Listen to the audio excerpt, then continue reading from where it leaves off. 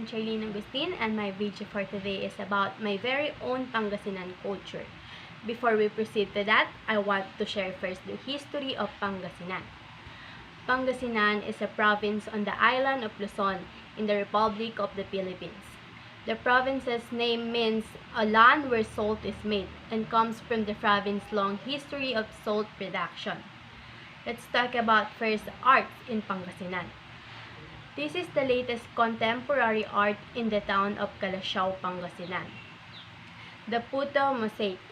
Calasiao knocked more than 300,000 bite-sized puto, a variety of rice cake produced in Calasiao town, Pangasinan, make up this giant mosaic featuring a man and his grandson enjoying the native snack.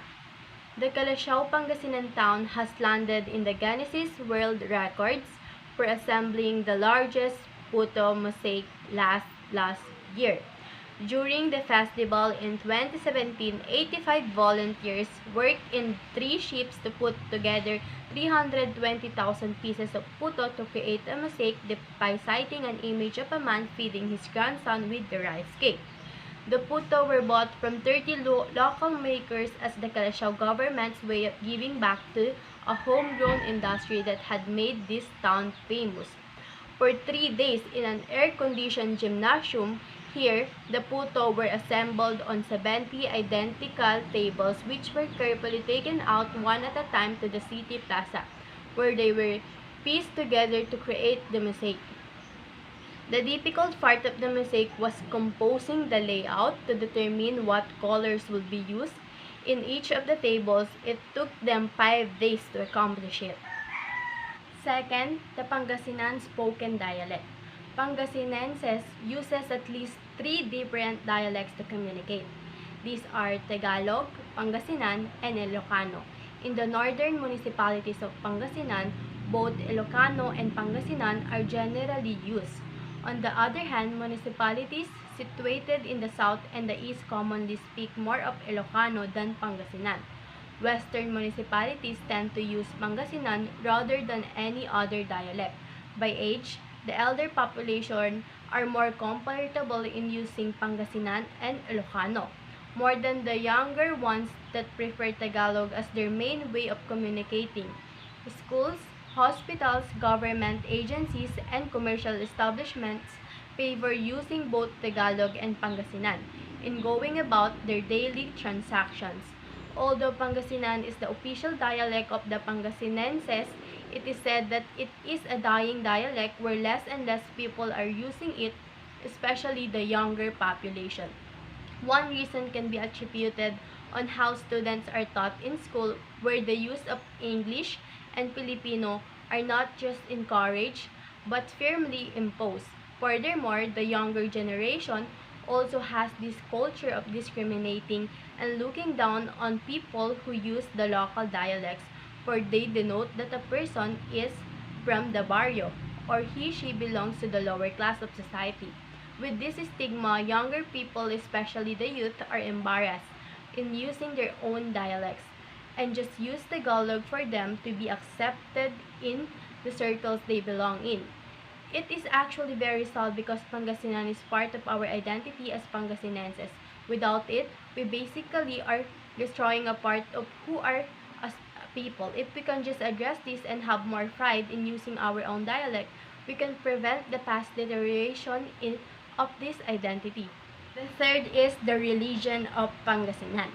The religion of the people of Pangasinan is predominantly Christianity with Roman Catholicism, as the overwhelming majority at 80% affiliation in the population. The second major denomination in the province is the Aglipayan Church with at least 15% of the population. Fourth, the architecture in Pangasinan, the Lingayen provincial capital. In April 21, 1917, the grand old man of Pangasinan, Daniel Maramba, a farmer and a revolutionist, led the construction of Lingayen provincial capital. Designed by Daniel Burnham, members Segundo Estaris and Victor Tomelden, Treasurer J.W. Crow, and District Engineer Chas Dandors made it more passable. It was completed in December 1918 with a budget of 300,000 pesos only. In 25 hectares of land was obtained by the provincial government. During its inauguration in February 1919, the Capitol was the most beautiful provincial building in the country, admired and copied by other provinces. It was built near the historic and picturesque Lingayen Beach where General Douglas MacArthur landed. This architecture witnessed the ravages of World War II and was partly devoured in 1945 during the Lingayen Gold landings. The outstanding piece of neoclassic state architecture was then reconstructed in 1949 under the U.S. Rehabilitation Act. Former Governor Amado T. Espino Jr. completed its full restoration and refurbishment at the start of his term in 2007 and placed it back to its former glory as the country's most beautiful. The National Commission for Culture and Arts and the Filipino Heritage Festival declared this building as one of the 8 architectural treasures of the Philippines. Designed by architect Ralph Harrington, this neoclassic edifice has ornamental concrete decorations with native motifs. As one drives up to this complex, its beautiful tree-lined boulevard greets the visitor. At the far end, the impressive Capitol structure is painted in and yellow. For heritage enthusiasts, this stately edifice effortlessly awes everyone. The entire building is rectangular. Its exterior's warm color is made up of poured limestone and has minimum wall surfaces but maximum window openings to bring in the cool sea breeze. Located at the center of the facades is the entrance with several doors sheltered by a canopy. The entire structure is guarded against the sun and rain by its colonnade and projecting cornices surrounding the buildings. Inside are big rooms that had high ceilings and large windows were lined along wide corridors, giving an impression of an open pavilion. The architecture style is marked by the use of columns, entablatures, and pediments. The Pangasinan provincial capital is the present seat of the government of Pangasinan. 5th, the customs in Pangasinan. The Reverance for Saints and Souls. Pangasinans, like Catholics worldwide, honor their dead on All Saints' Day, November 1, and All Souls' Day, November 2.